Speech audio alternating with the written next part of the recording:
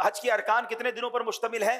5। पहला कौन सा है? 8, दूसरा 9, तीसरा 10, 11 और 12। ये 5 अय्याम आपने याद रखने हैं। 8 जुल्हिज्जा, 9 जुल्हिज्जा, 10 जुल्हिज्जा, 11 जुल्हिज्जा, 12 जुल्हिज्जा में 8 जुल्हिज्जा का दिन हमने गुजारना है मिना में। वहां पढ़ेंगे 5 नमाजें। 5 नमाजें मिना में पढ़ना सुन्नत है। और पहली नमाज होगी जोहर। पहली कौन सी पढ़ेंगे? फिर असर, फिर मगरिब, अगली इशा और फिर फजर। ये फजर की नमाज हम अदा करेंगे तो ये कौन सी तारीख हो जाएगी? 9 जुल्हिज्जा। शाबाश। अच्छा, 9 जुल्हिज्जा का दिन, it's the most important day of हज। यानी अगर आपको कोई कहता है कि हज किस दिन होता है, हज होता है 9 जुल्हिज्जा को। याद रखिएगा, हज का दिन कौन सा है?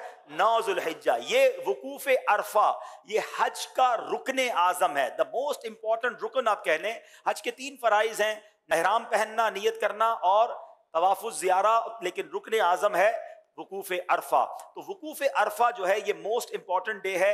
9 जुल्हिज्जा का दिन आपने अरफात में गुजारना है। अच्छा, अब 9 जुल्हिज्जा अरफात में जब आप पहुंचेंगे तो वकूफ अरफा का जो वक्त शुरू होता है, जब जिसको कहें कि अरफात के दिन का वकूफ का वक्त शुरू होता है, जब जोहर का वक्त शुरू होता है ना, तो ये वक्त शुरू हो जाता है। सुभान अल्लाह। जैसे ही जोहर का वक्त शुरू हुआ, जितने लोग अरफात में एहराम की नीयत के साथ मौजूद हैं वो सब के सब हाजी हो जाते हैं। लेकिन अरफात से गुरूब आफताब तक नहीं निकलना। जब तक गुरूब आफताब, मगरिब का टाइम ना हो जाए, आपने अरफात नहीं छोड़ना। जो उससे पहले निकल जाता है उस पर दम हो जाएगा। तो याद रहे, जोहर के वक्त में जोहर पढ़नी है, असर के वक्त में असर पढ़नी है। अपने अपने खैमों में पढ़ें या जमात कर लें और वहां इबादत करें, दुआएं करें। गुरूब आफताब से पहले पहले अरफात को नहीं छोड़ना है। अब जब गुरूब आफताब के बाद आप निकलेंगे तो अब जाना है मुजदलिफा। और मुजदलिफा पहुंचकर अल्लाह की शान देखें। अरफात में मगरिब का वक्त हो गया है मगर मगरिब पढ़ने की इजाजत नहीं है। अच्छा, मुजदलिफा में भी मगरिब और इशा पढ़ेंगे मगर इशा का वक्त शुरू हो जाने के बाद पढ़ेंगे। यानी इशा का वक्त शुरू हो गया, अब मगरिब और इशा पढ़ेंगे। और उसको मिलाकर पढ़ने का तरीका यह है कि मगरिब के पहले फर्ज पढ़ेंगे, फिर इशा के फर्ज पढ़ेंगे, फिर मगरिब की नवाफिल, मगरिब की सुन्नतें और नवाफिल, फिर इशा की सुन्नतें, वितर वगैरह अदा किए जाएंगे। अब ये रात है 10 जुल्हिज्जा की रात, सुबह 10 जुल्हिज्जा है। ये रात गुजारेंगे मुजदलिफा में और इस रात इबादत भी करेंगे। और यहाँ फजर की नमाज पढ़ना या फजर के वक्त में यहाँ होना जरूरी है, क्योंकि मुजदलिफा का जो वकूफ का वक्त है ये जब शुरू होता है कि जब फजर का वक्त शुरू होता है। अच्छा, अब सुबह हो गई। ये सुबह कौन सी है? कौन सी तारीख हो गई? 10 जुल्हिज्जा। पाकिस्तान में क्या होता है? कौन सी ईद होती है?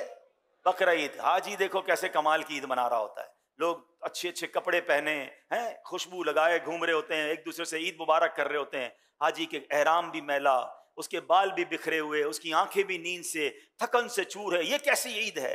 वल्लाह ये सारी दुनिया की ईदों से अच्छी ईद।